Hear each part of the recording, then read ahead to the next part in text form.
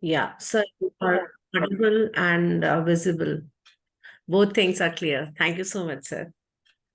Uh,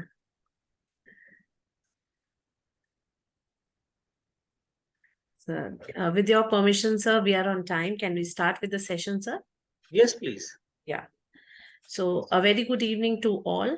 I, Professor Anjali Gupta, on behalf of IQAC Atmaram Sanatan Dharm College and TLC Ramanujan College, and on my own behalf, welcome you all to the third session of second day of the refresher course, 2 weeks online bilingual interdisciplinary refresher course on Indian folk traditions, a tapestry of diversity, भारतीय लोक परंपरा के विविध आयाम। इस session के लिए हमारे साथ हैं professor Ramesh C Gaur.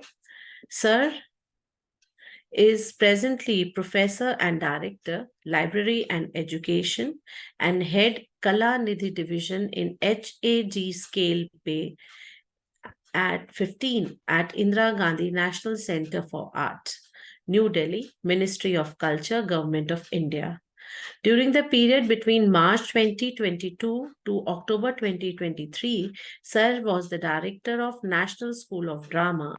He has also served as Dean IGNCA from 2019 to 2022. During the period 2011, October 2011 to January 2018, Sir was the University Librarian of Jawaharlal Nehru University, New Delhi. His past assignment includes Tata Institute of Fundamental Research, CRRI, CSIR, RIS, New Delhi, Management Development Institute, that is MDI, and IMT Ghaziabad, to name a few. Professor Gaur has served or has been serving over 100 national committees and boards, like member of Research Council for CSIR, National Institute of Science and Communication, Information Sciences, New Delhi, member board of Studies, Makhan Lal Chaturvedi, University of Journalism, Bhopal, member governing body Shahid Sukhdev Singh College of Business Studies, academic advisory board of many major public publishers like Elvis Springer, Royal Society of Chemistry, to name a few. Sir has been an expert on research publications ethics, research misconducts, fabrication, falsification, and plagiarism. Professor Gaur was one of the key members of UGC MHRD Draft Regulations Committee for UGC. So we have a long list here, but yes, sir, we are really proud that you are here. Professor Gaur has been appointed by Ministry of Culture, Government of India as the officer on special duty for setting up Indian Institute of Heritage. Sir was also appointed as the chairman of Project Monitoring Committee of Niti Aayog project. Networking, integrating libraries among various union ministries or departments in order to enable libraries to deliver high quality services in an integrated manner. Sir is a member of editorial advisory boards, guest editor in several national and international journals. So we can say that even on the academic front, Sir has been really contributing in a very positive way.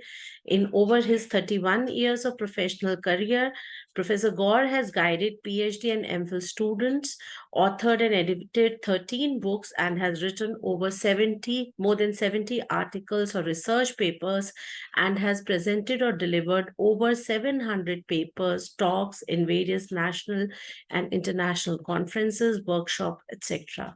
Sir has organized and directed over 500 plus national and international conferences or seminars, webinars, book discussions. So we have a long list going on, and for that we are really grateful the way in which Professor Gaur has been contributing to academia, to the culture of the country.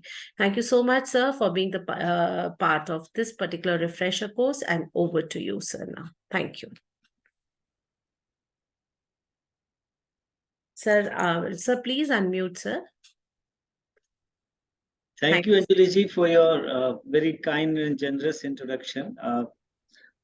And when you introduce me like that, there is a extra pressure on me to live up to that expectations to the participants. I'm grateful to the authorities of college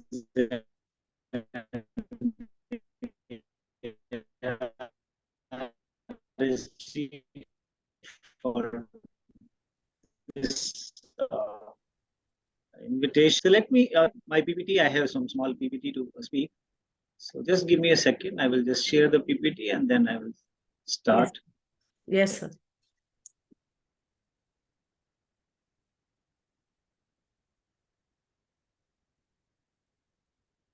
Hope you can see my PPT. Yes, sir. The PPT is visible, sir. So basically, the topic which I'm going to speak is relationships between oral and written folk literature. We all know that when we talk about Indian cultural heritage, Indian cultural traditions, all kind of our folk traditions. One question everybody may like to ask, that this thousands of years of history, how we know about Veda, how we know uh, our epics, Ramayana, Mahabharata, or Quran, all those kind of our great history, the great cultural history. If we know about it, there are two ways to know, because the general information is transferred from one generation to another generation. From ancient time, it is mostly through oral, in form of storytelling, or through oral traditions. And later, when this language invented, writing evolved. And how writing evolved, we were having writing history even before printing revolution. We start writing whatever media was available, like starting from the stone inscription to then palm leaf or birch paper, or later we prepared handmade paper. So we always try to record that oral history into form of literature. And today, if we have something known to us, thanks to those oral and folk literature, folk tradition or folk literature, if we know about our folk traditions, if those folk traditions are still alive, it is because we were having history or having culture of documenting our traditions. So in that context, when we talk about like folk history of India, literature play a very important role in that. And that literature sometimes act as an evidences. Like today, if suppose somebody asks us about Ramayana, we have enough proof to prove it. 331 versions of Ramayana all over the world are a great testament of evidences and proving that Ramayana is not just a mythology. It is Ram was not a just imaginary. Ram was real, because these all evidences give us ample opportunity to tell the world that Ram was our ideal and he was very much exist. It may be talking about the bridge between Sri Lanka and India, or any kind of our history. We always need evidences. And how evidences comes? Evidence comes from our literature. And that literature is something which we must be proud of it. Even if we talk about the oral history of our, like most of our, starting from Vedas to many epics, they were in the form of oral only. Later, we converted or we documented in form of literature. So in this talk, I will try to give you my own understanding. I will try to make you aware of what is oral literature, what is oral folk literature, or what is the folk literature, all those kind of differences and issues and challenges. Anjali ji has already introduced me, so I don't require to tell anything about that. But let's try to outline the topics which I'm going to cover in this talk. I will try to give my understanding of folk literature, oral folk literature, and will also try to make you understand various kind of relationship between folk and oral and written literature. So let's talk about the folk first. I have already clarified here that I'm not a person from anthropology. I'm not a person expert on folk traditions. I'm a person of literary field, and I will try to give my understanding on these subjects. So the word folk has wide range of understanding and connotations, ranging from natural to native or to traditional to rural, or in some cases from the heart. Folk can refer to people in general, often with an emphasis on particular group or community.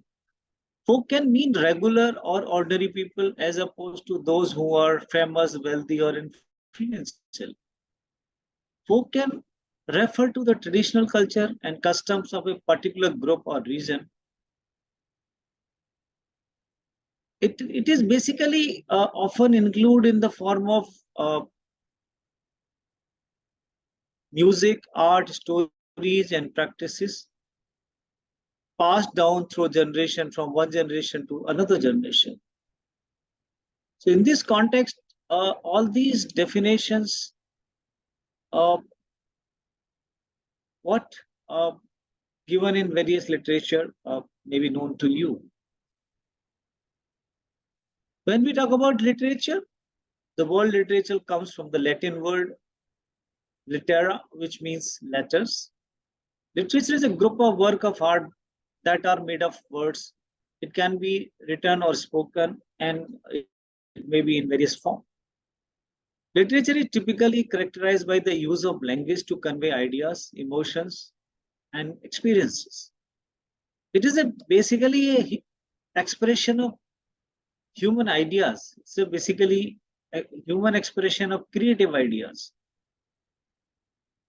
And literature is a vast and diverse field that encompasses a wide range of written or spoken works like folk tales, myths, legends, epics, poetries, novels, plays, essays, stories, etc.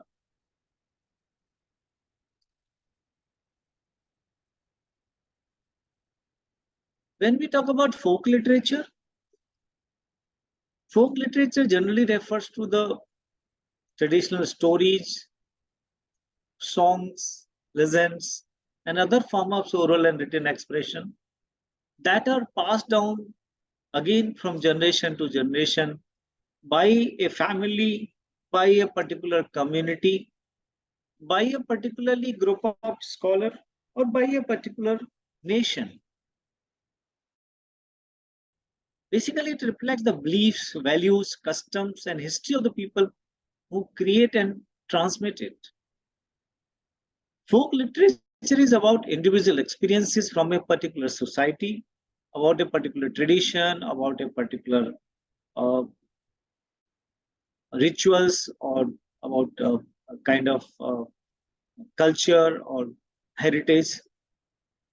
And it is basically communicated, as I mentioned earlier, in form of anecdotes, storytellings, various kind of povers, and in various forms.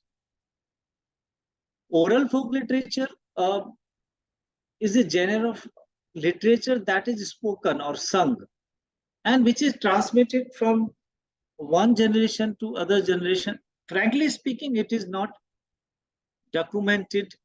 It is not on any media. It is in human mind.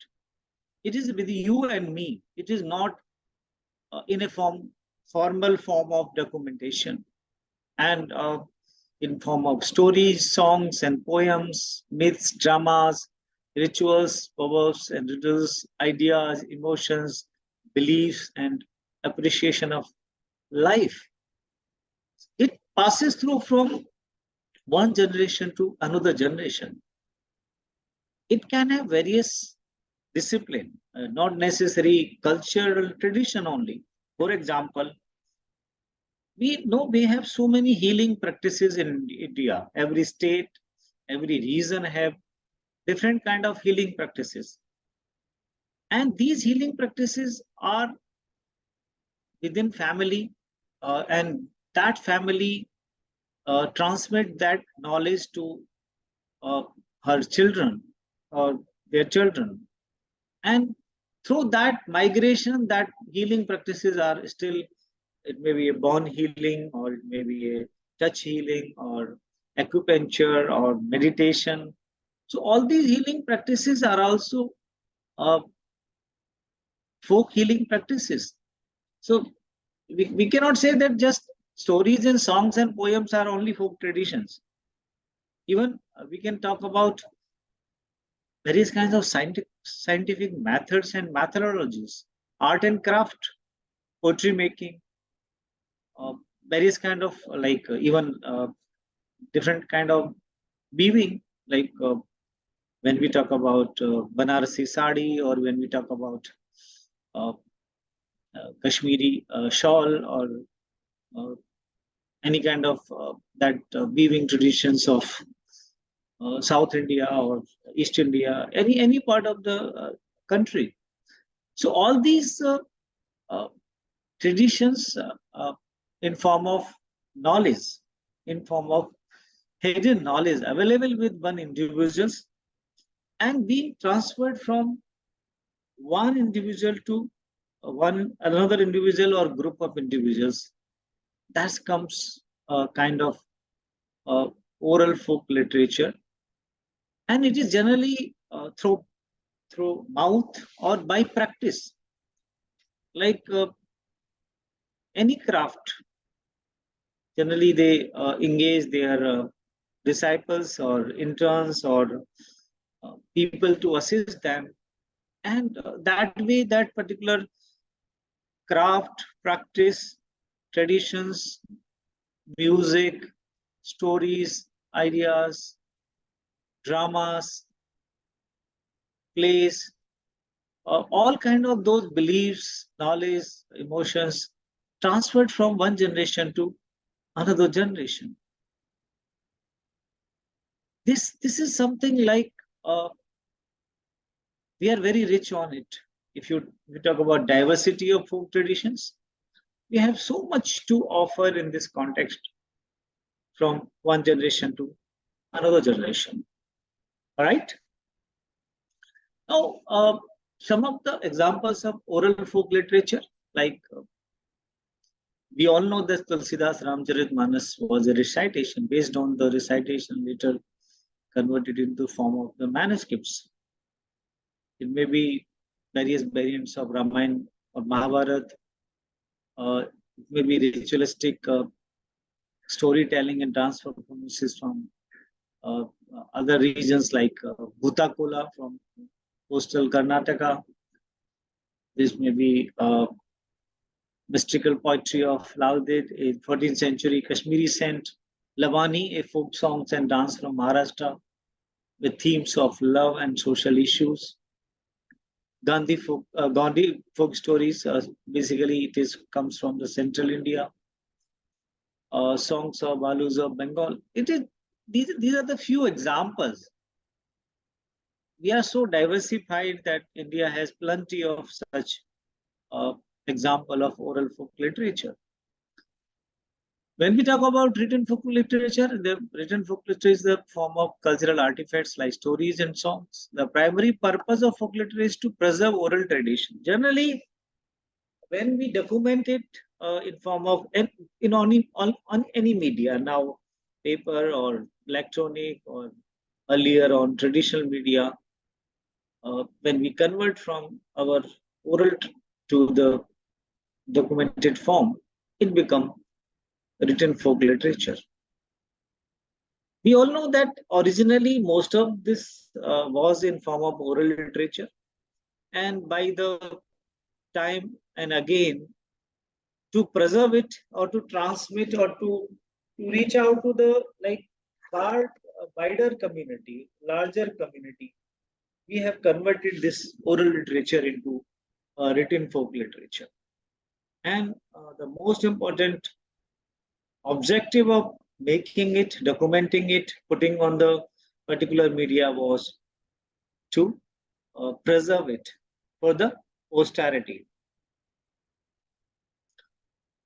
Some of the examples of written folk literature, Panchatantra, we all know that animal favors with moral lessons. This is something very, very important storytelling. Just now, I look after the UNESCO Memory of the World program. I represent India in two UNESCO committees, and the UNESCO Memory of the World program is one of them. And we have nominated Panchatantra in the regional register of UNESCO Memory of the World program. Jatka is something similar stories, basically previous lives of the Buddha, illustrating moral and ethical principles. Hitopadesha is also similar to the Panchatantra. That is also storytellings. Shishupal was an epic poem by the poet Magha, narrating the story of Krishna's slaying Shishupal. Silapidikaram, an epic Tamil poem that tells the story of Kanangi and Kobalam, the poems of Mirabai. There's so many other examples like Barishas, Hiraja. We have plenty. These are the few examples to make you understand the various kind of written folk literature form. India's rich and diverse folk literature, there's a plenty of example. It is incredibly rich and diverse when it comes to the folk literature. The country's folk literature are diverse at its geography, culture, and language. Our folk literature is a reflection of our multifaceted heritage and history. India has a unique culture of the oldest written tradition, which interestingly has been a source of oral tradition and folklore. Following texts are not only the compendia of mythological, religious, spiritual wisdom in written form, but also the resource text to the folklore comprising folk literature or oral tradition and folk performances. Ramayana, Mahabharata, Purans, Upanishada, Panchatantra, Narayan Pandit, Dopadesa, Samved, so many. And these all texts have very long history. One thing I would like to mention here that most of our ancient folk literature, either in oral or in written, is initially created in Sanskrit language because before Sanskrit we have various kind of ancient languages like Pali, Prakriti, Brahmi, Tiglari, Modi, and most of our literature initially created in these languages, but Sanskrit become a common language to connect all these ancient languages. They may have different scripts, but the language was Sanskrit only. And this example exemplify of oral and written tradition creative in India since ancient times. So when we talk about our diverse history, we also need to know India's folk, oral and written literature has been kept alive through a combination of knowledge systems and parampara.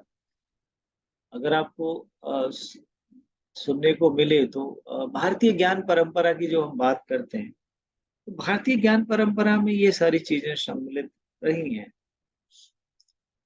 Generally, how this folk tradition were kept alive for thousands of years.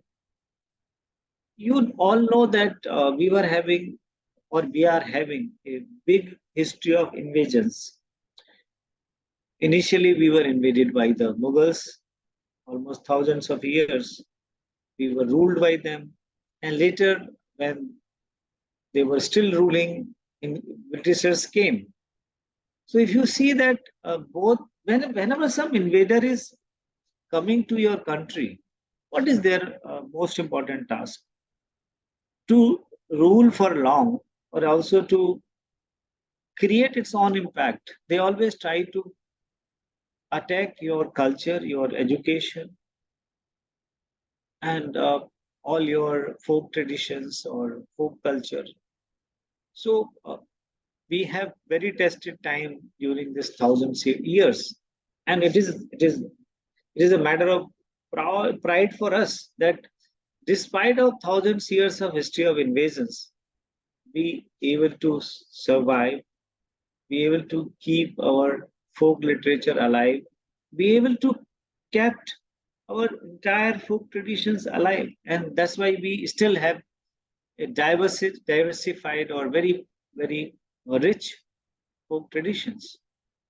So how we have kept alive these folk traditions? There are various ways of that, and some of the ways were like oral traditions.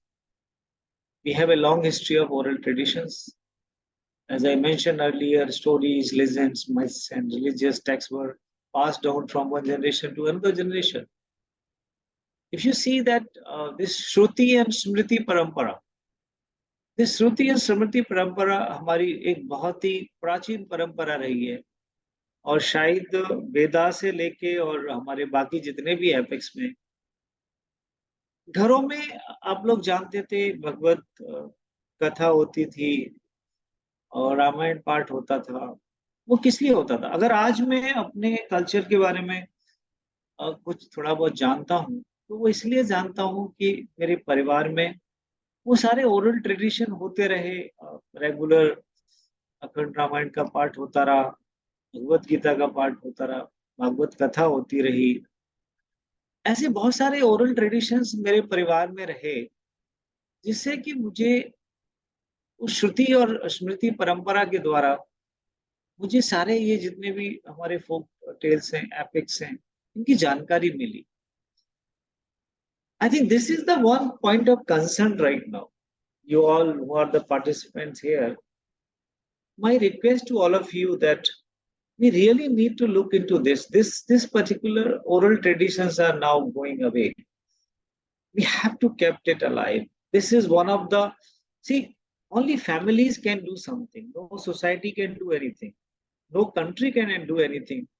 To keep these traditions alive, only you and me can do it. We have to set examples to our children. We have to connect them. We have to make them understand.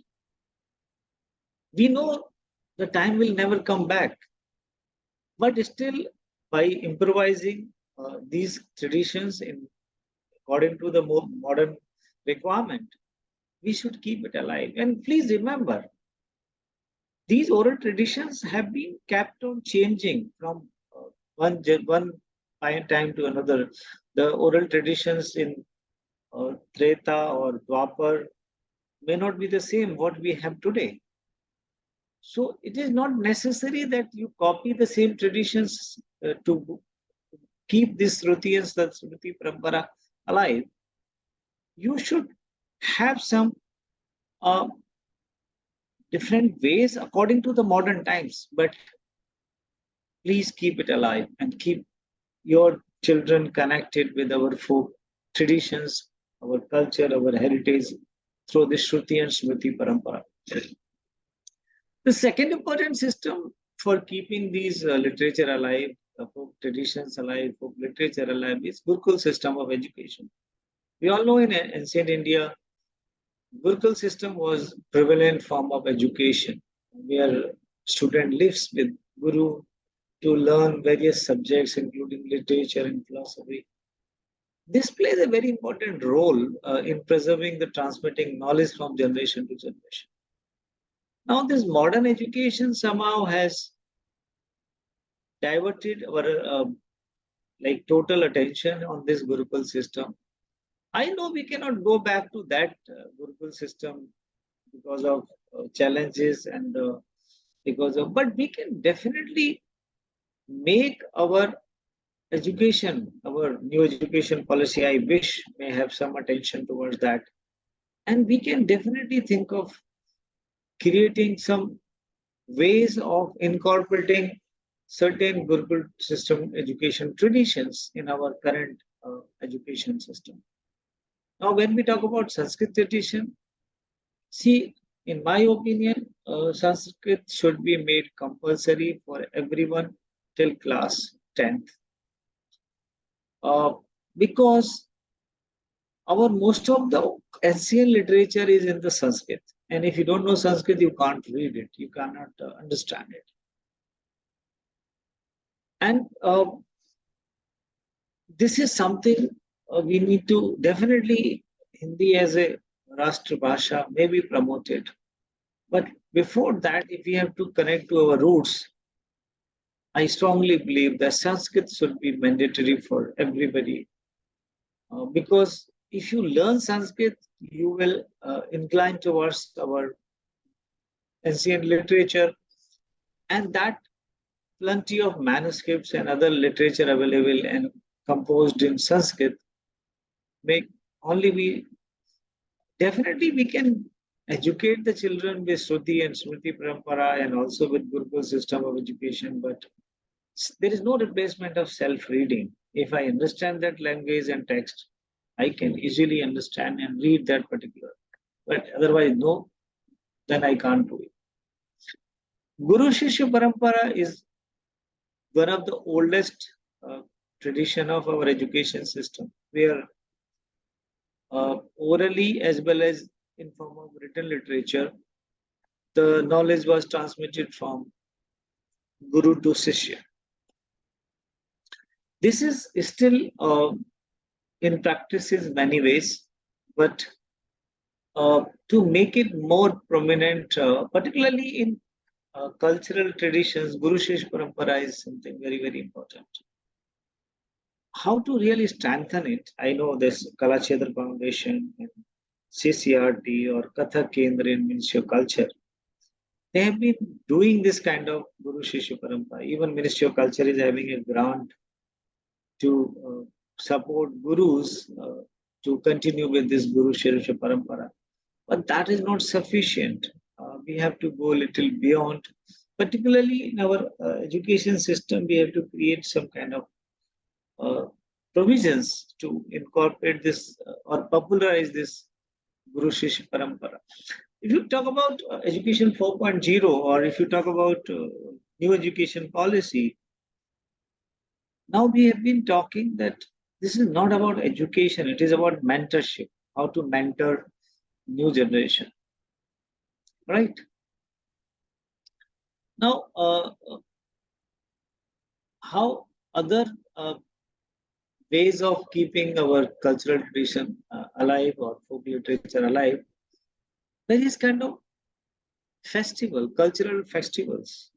Although we are still continuing with many of our festivals, like when we celebrate Deepavali, all the stories, all the mythologies associated with Deepavali or Dashera. We all know Dashera, why we celebrate Dashera, why celebrate Holi, why we celebrate Navratri or Durga Puja. And so there are a number of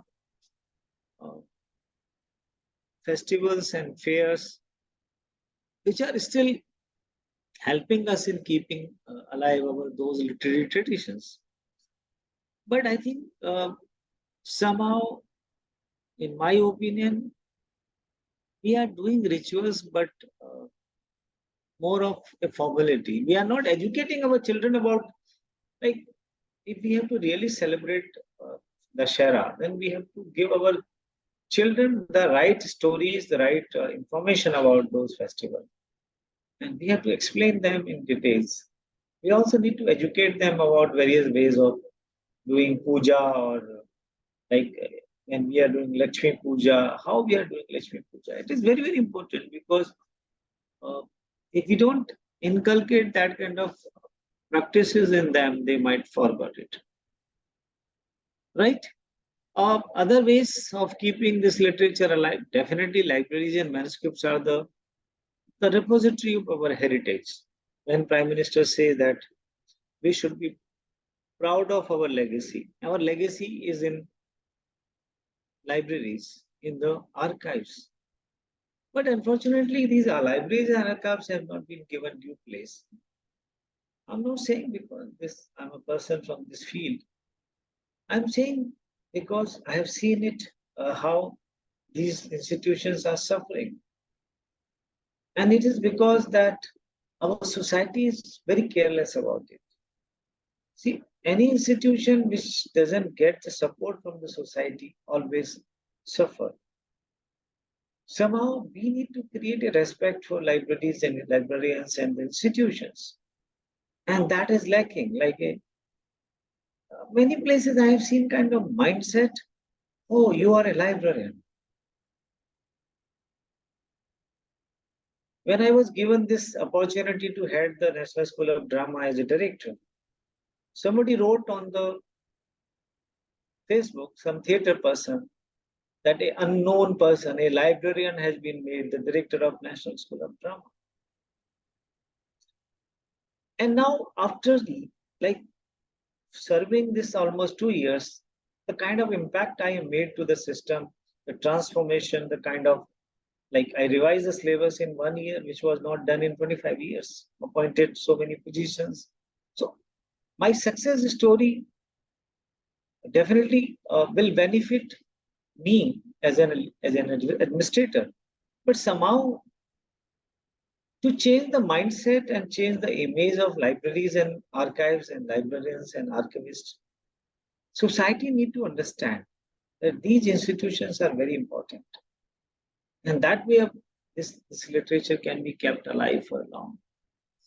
There are a number of religious and spiritual institutions. Many people ask questions, particularly in the Western world. It will be interesting to note it down that Mughals, wherever they have invaded, it may be Mesopotamia, it may be Malaysia, or many other countries, wherever Mughals invaded, there was 100% conversion.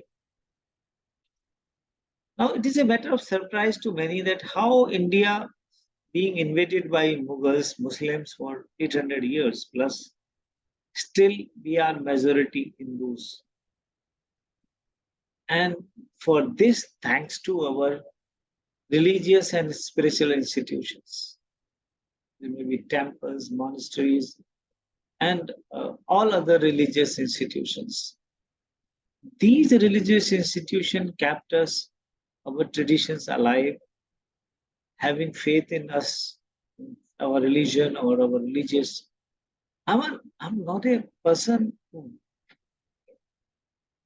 have a kind of that orthodox thinking about any religion or any caste or anything. But I still believe that religion is not something related to, I think we have to understand Hindus is not just a religion, it is a philosophy.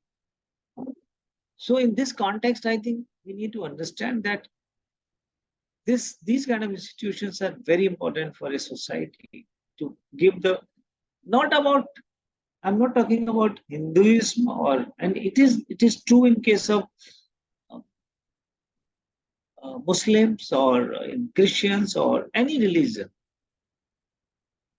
Now, modern education is very, very important, and this need to be designed in such a way that it should incorporate traditional system in its course curriculum, and to preserve our heritage, to preserve our system, modern education should be in accordance with the needs of our society and also according to the requirement of our various traditions. So in this context, like modern education also need to be relooked. Right? So let's talk about something relationship between oral and written literature. The first thing is that both are two distinct but interconnected form of transmitting and preserving traditional stories, myths, legend, and cultural knowledge within a society. Both have same objectives. And this is also true that initially most of our literature was in oral form, and later when we documented it and we circulated for masses, it becomes written form. So as a society develops, literacy improves or technology improves, this oral literature becomes documented once. And these two are complementary to each other. Like what everything cannot be documented, everything may not be documented. So oral literature is important to supplement or complement uh, the various kind of adaptation or customization, and also to transmission and preservation of folk traditions. Both are closely integrated, and when we say that over passage of the times, both have their own ways of promoting traditions. So basically, like we can say that these are complement to each other, these are important to each other, they are connected to each other, and both promote our folk traditions, right? Now, what are the issues and challenges for our literature? When we go for modernization, like if you go to US, you will not find a blaze. There is no difference between blaze and cities in a country like US. Many countries of the Western, the blaze culture has gone. We are lucky that still we have our rural feelings. So when you modernize your society, like now we have the various kind of like internet and mobile and all technological tools for entertainment, for information. And so slowly when we move from towards advancement, we lose certain things got diluted, and it create an impact on our cultural identity. And slowly we stop celebrating our cultural heritage, and we don't read the literature associated with this. And this is happening. This is happening, and this is creating a bad impact or negative impact on our cultural traditions. So what is required? Efforts are needed to preserve and transmit these traditions across generation. And how to do it? I think our cultural institution, our educational institutions, our society, our influencers have to play a very important role to create attention towards that.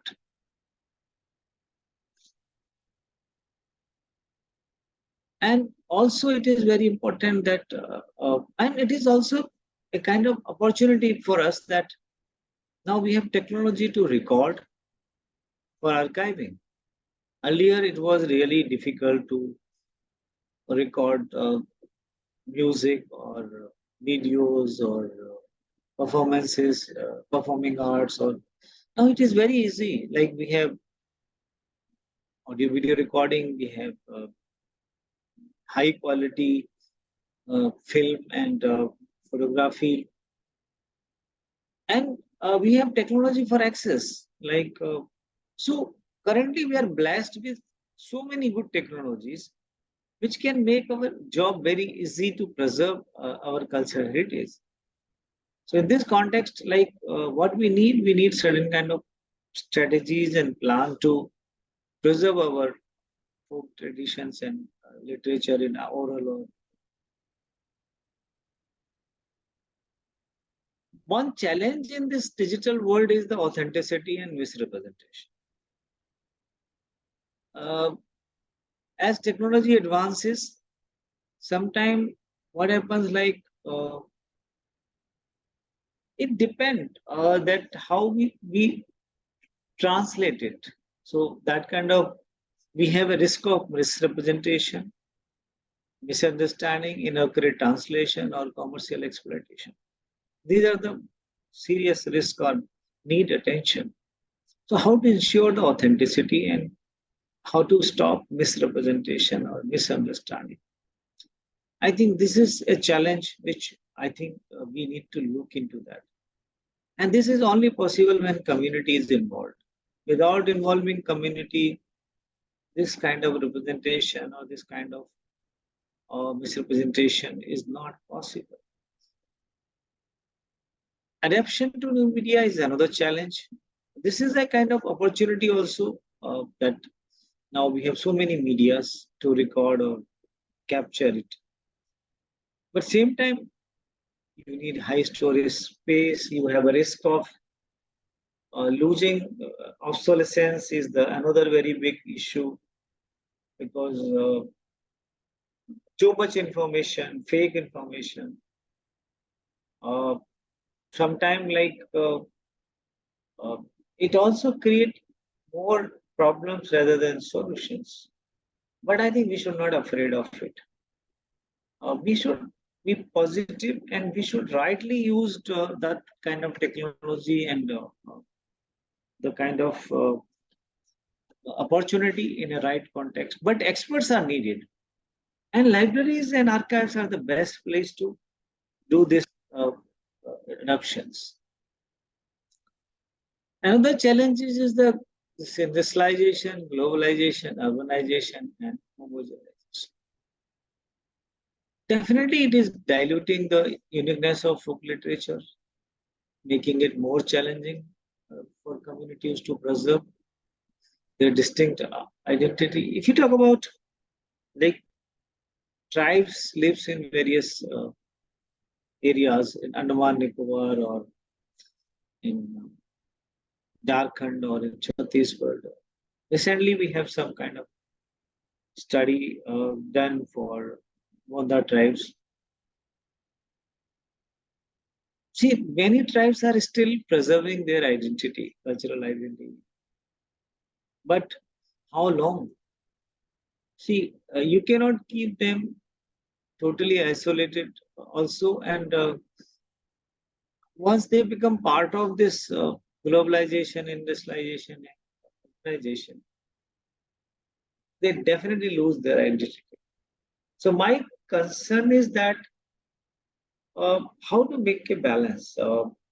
I'm sure they will definitely lose their identity. They will not remain just like clothless, and they will, for long, they will not. One day, once they start seeing the comfort of air conditioning or luxury life or television or all those things, they might change. But how to really record it, at least for generation to come, they should know what our ancient past. And in this, and also to how to promote their cultural traditions, they may become more civilized and urbanized, but same time they should maintain their cultural identity.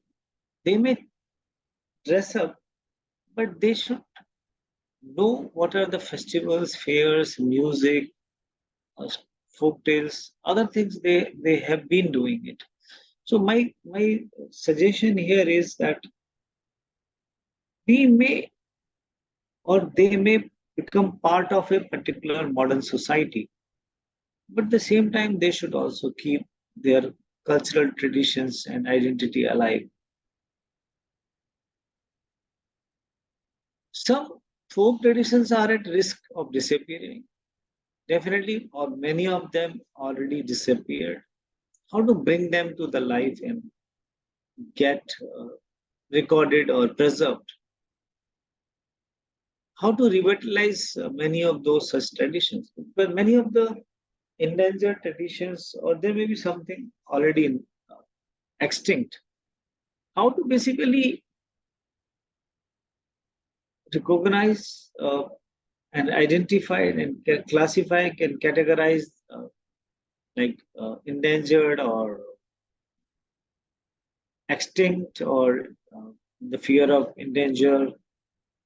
That's the something like we also need to look into when this week-long event workshop is going on capacity building.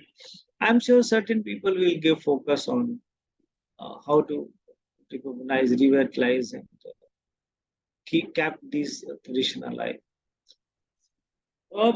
We have some programs for giving, recognizing these traditions, or what is the purpose of international recognition? Like sometimes if something is known to the world, people might forget or people might not give that kind of attention. That's why these two programs, one for documentary heritage, one for cultural heritage, intangible cultural heritage, like ICH and Memory of the World, mostly related to oral. And this is the kind of like classification. This Memory of the World is for written literature, intangible cultural heritage is for oral literature in the sense. Like Durga Puja, oral traditions comes under that. So all kind of oral traditions, performing arts, social practices, rituals, festive, that comes under intangible cultural heritage. Memory of the World program include written, audiovisual, and digital materials such as manuscript, inscriptions, archives, audio recordings, films, and photographs, etc.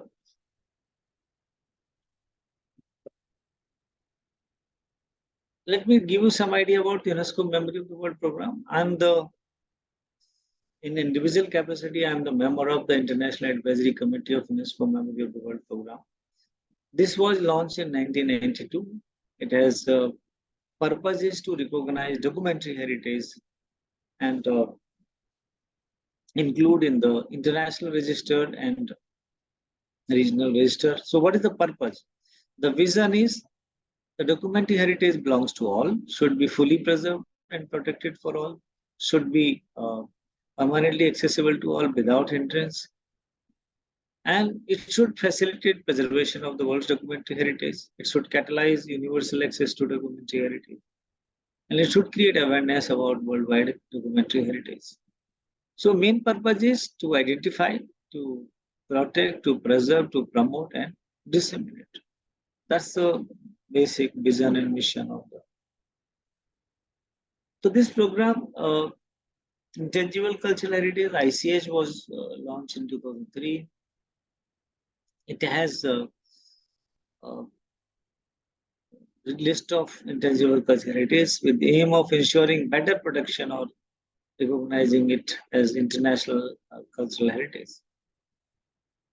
Its mission and vision, you know, that to safeguard, protect, intellectual heritage, promote cultural diversity and dialogue, raise awareness and appreciation, provide support and capacity building. IGNC is the institution of Ministry of Culture, where I'm working as a professor and director of library information, and also I'm head of Kalanidhi division. I was also dean. Right now, when I went to NSD as a director, I left the deanship. So at IGNCA, we organize various kind of programs, activities, projects, and one of our division, like Janpa Sampada, is focusing more on folk tradition and folk literature, folk culture. We have also have a National Mission for Manuscript Department, which preserve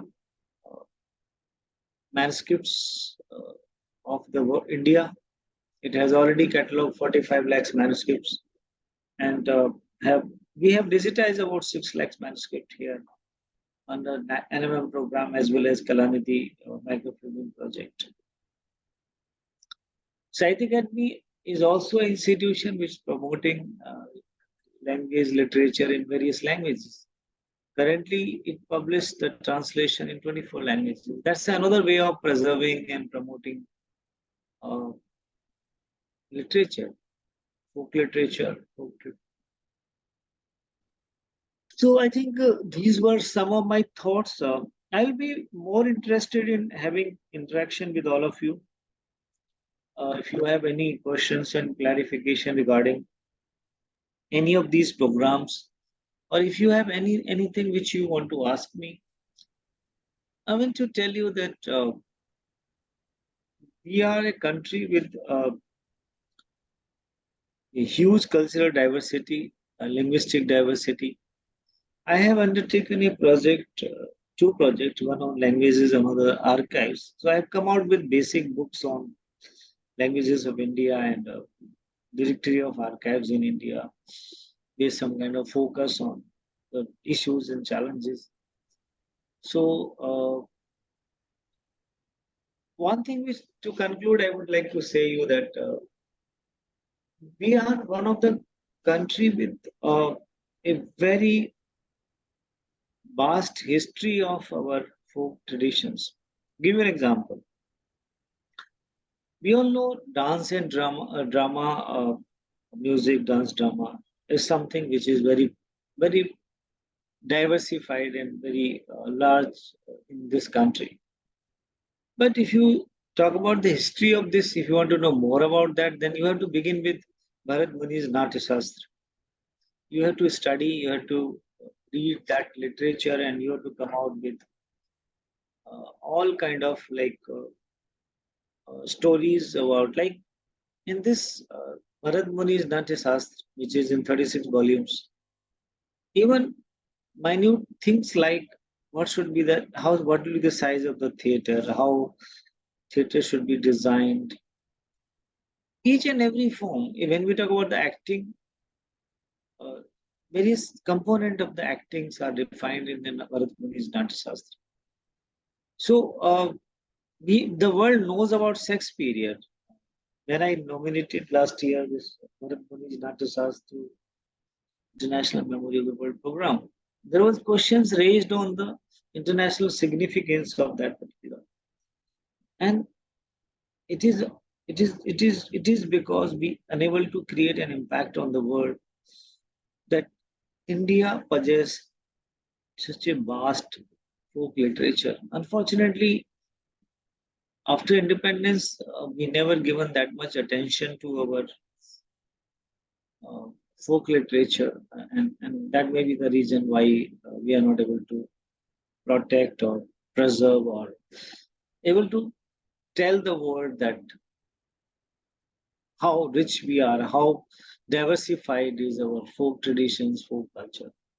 So I stop it here and will be happy to have interaction or any kind of questions from you. Thank you, Thank you, sir. guys. I think the dais is open for any questions that the participants are having. We have been receiving a lot of compliments as such about that. So it's a very nice lecture and definitely informative one. But if anybody is interested in a question or want to ask something, the dais is open. Even somebody want to add or supplement something, I'll be happy for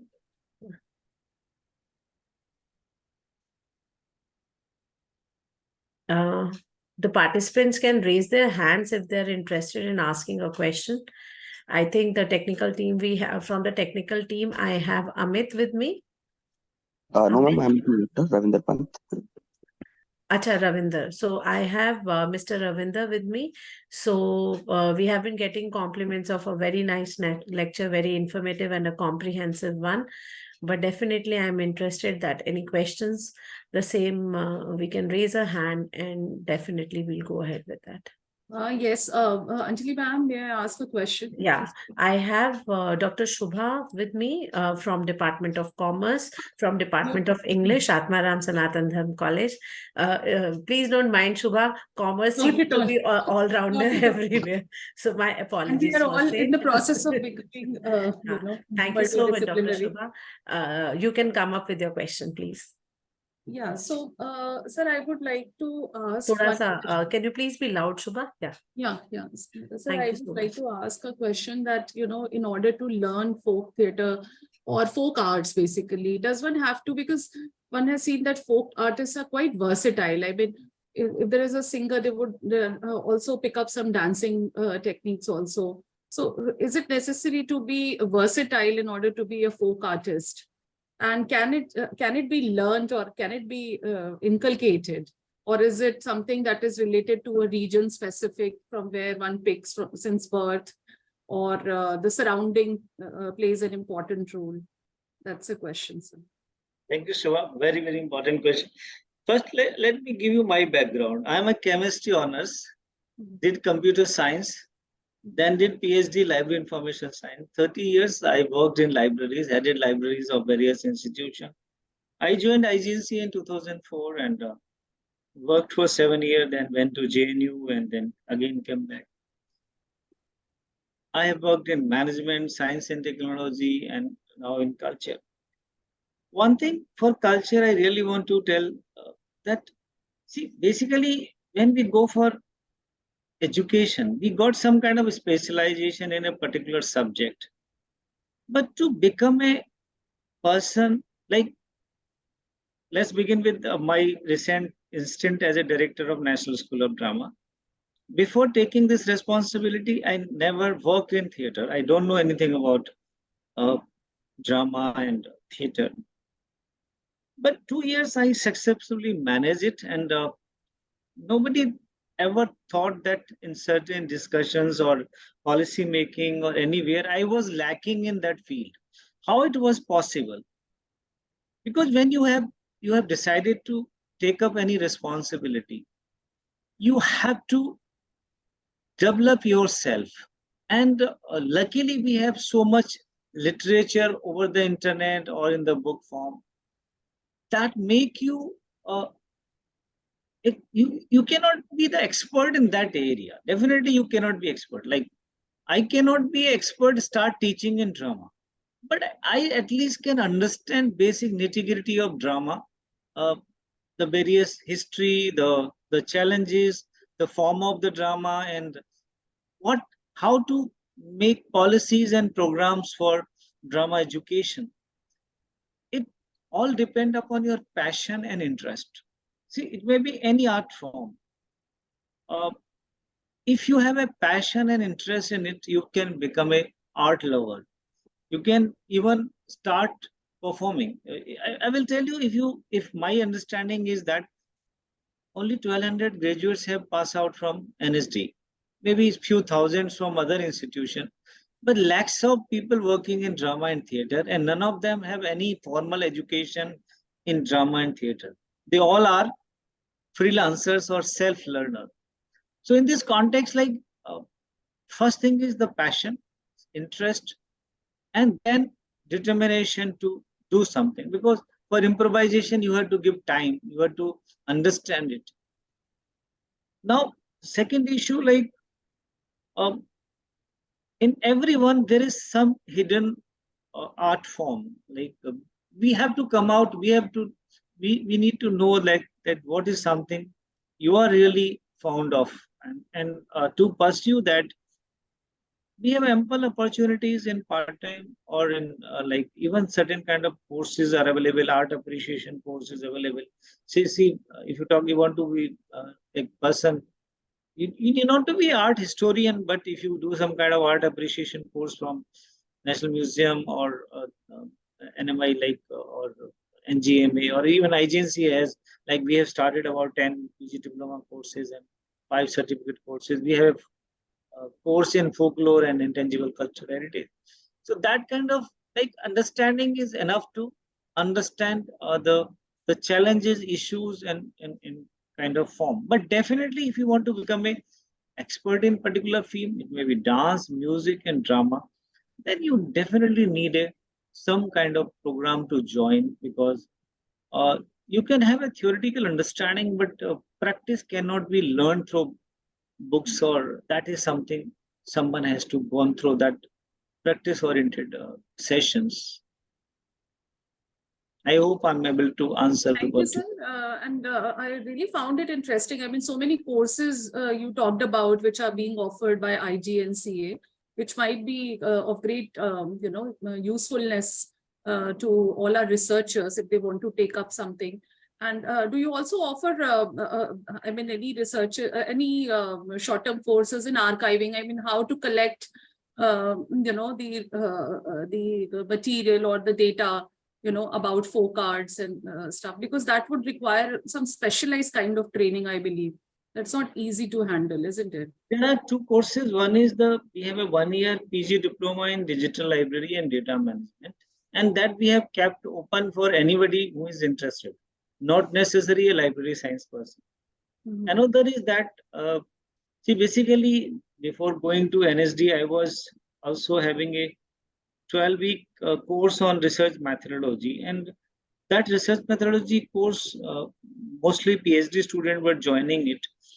Apart from new technologies to deal with research and publication, ethics, plagiarism, and all kind of citation tools, reference management, Mendeley, and note, we were also focusing on ethnographic studies, and we were inviting certain experts who were guiding, like, for any kind of ethnographic study or art-based study, what should be the data collection techniques and how to do it. But truly speaking, like when we decided to do something, I always believe that the most important thing is your self-belief. There are ways to find out how to do it. That's my experiences of, because many expertise which I developed over the year in different institutions, I never gone for any education. Like when I joined JNU, and this research publication ethics, plagiarism, and other things were quite unknown to me. But I become a national, international expert on this because I try to learn, I try to understand it. And later, when UGC formed the committee for plagiarism regulation, by virtue of my own that work, I become member of that committee, and I create a very impactful role in policy making. So my own experience says that most important thing is that you should have an interest and passion to do something. You're absolutely right, sir. Thank you so much for answering my queries. Have a great day. Thank you so much, sir. I think a compliment is coming your way from Dr. Rashi Mishra, who is also saying that definitely being a multidisciplinary person, or the approach, sir, that you are having, it is the support of the people around you in the working space and as well as in the family is what is really important, which has made your acceptance to that multidisciplinary approach more acceptable for everybody else also. Thank you so much, Rashi, for adding this thing. And we have a question from Mr. It's a question from I think Dr. D.S. Negi, who is asking that how can a research which is done on folk literature of India be made a part of Indian literature? What is your take on it, sir? What is representation from in Indian films and other media? Sir नहीं, ये question थोड़ा ऊपर है. Can a research, आप थोड़ा सा ऊपर scroll करेंगे तो can a research done on folk literature of India be made part of in English literature? DS Negi ji, आप अपने आप को unmute भी कर सकते हैं if you want to ask a question on your own. I think that is, see, the folk literature doesn't relates with any language. Yeah. See, it can be part of Hindi literature, it can be part of English literature. It only because this is a quite open. Even it can be folk literature can be part of science and technology also. Like when I talk about healing practices are subject of medical science. So it is part of medical science literature also. So it depends upon, like, I don't think it is confined to any kind of languages or any kind of subject discipline, because it is quite open. Although we have restricted it in form of, see, my concern or my observation is that if a doctor do research on medical manuscripts or on Ayurvedic literature or on healing practices, he can be the better person to understand it. But many people in India believe that this manuscript or Indology is the work of Sanskrit scholar. see, they can simply translate it. They cannot do any value addition to that. Similarly, when we talk about ancient architecture system, like there may be our old tradition of ancient architecture system. The architect can understand it better and can design, but unfortunately, somewhere we fail to connect our traditional knowledge system with modern science. Our modern scientists or scholars are totally away from this. Has been left to the just uh, history or Indology or to the Sanskrit scholar. And that is the real unfortunate part, because they have a certain limitation of understanding. Like the common understanding is that a person on history can do archiving also, which is totally untrue, because archiving is something very specialized area of records management, and it required certain technical skills.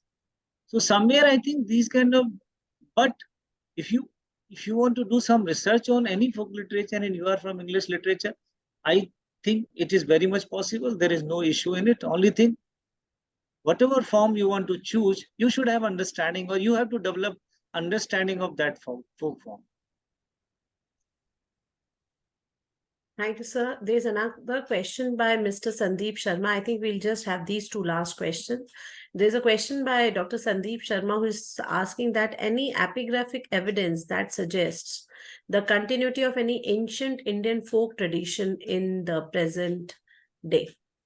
I think we have had an answer to this, but still you want to add something, sir? See, if you see our ancient past, most of our inscriptions available on stone inscription or on other metals, these were the kind of like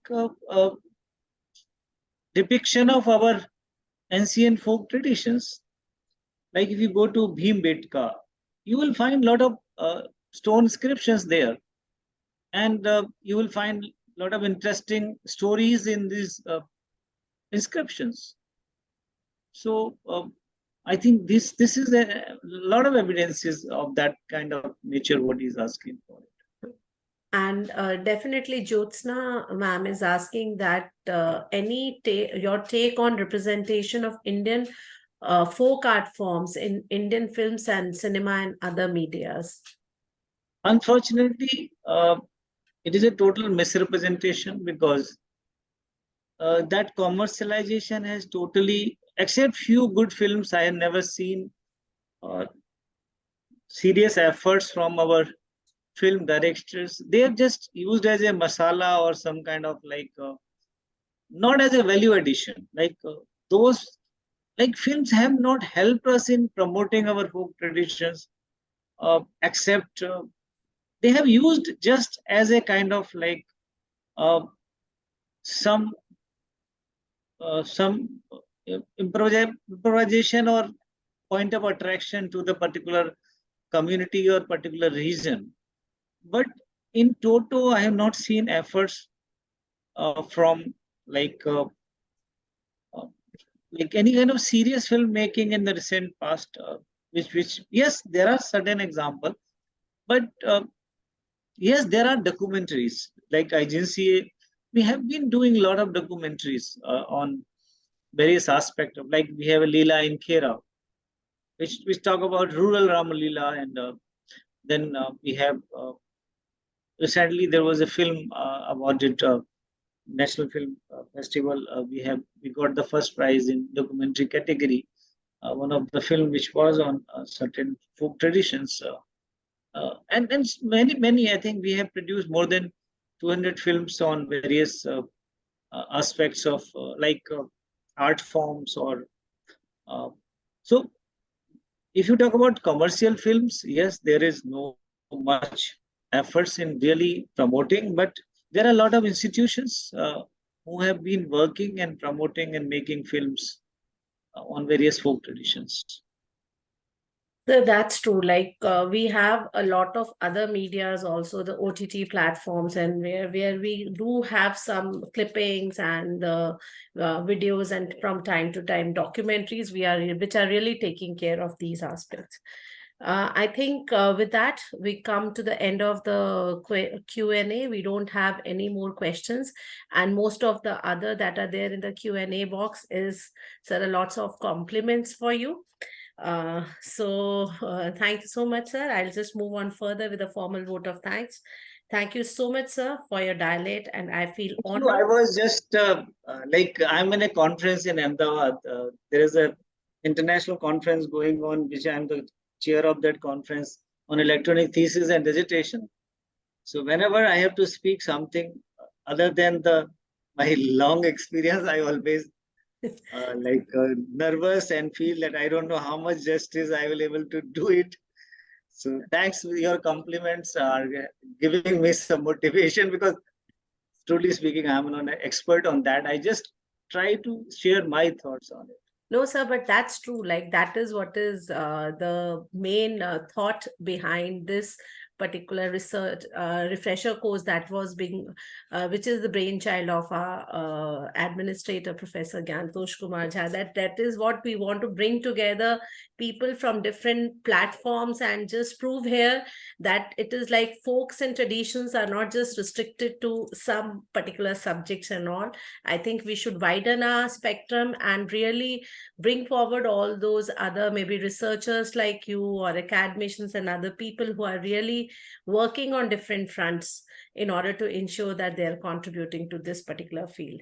And thank you so much. Like I have had a interaction before also, not a very a longer one, but definitely this time really it is amazing to find that what a multidisciplinary work or the task that you are taking care of. Thank you so much, sir. And I feel honored to have been given an opportunity to really propose a formal vote of thanks to Professor Ramesh C. Gaur, sir, for his knowledgeable session, which focused on relationships between oral and Western folk literatures, issues and challenges. Sir helped us understand the concepts like literature, folk literature, oral folk literature, written folk literature through different examples from Ramayana, Mahabharata and other folk stories. Sir in detail discussed about the literature, languages, creative factors that are associated with us. Sir also shared his views about how these folk traditions were being kept alive.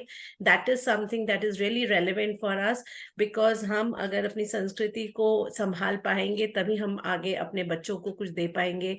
And that is what is, I think, the objective behind NEP, where we are trying to say that, okay, fine, we should not restrict our knowledge just to a particular field, widen the spectrum of all those who are now the product of our education system.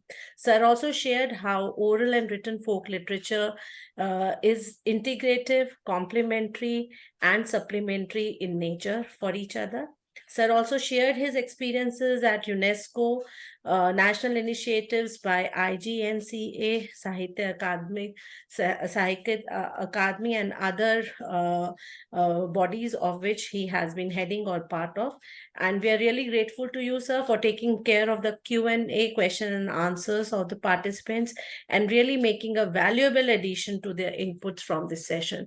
So I really had a good, valuable input being a person of commerce and listening to you. It was really a great pleasure, sir, to be a part of this particular session. And thank you so much to all the participants for being patiently listening and being part of this second day of the refresher course. Thank you once again, sir. Thank you so much, sir. With this, we come to the end of this particular session and the day for today. We meet tomorrow again at 2 o'clock for the technical sessions. Thank you so much, sir. Thank you all, and thanks for listening. Thank you. Thank you, sir. Ravinder, can you please end the meeting now, or we have any other announcement? Ravinder?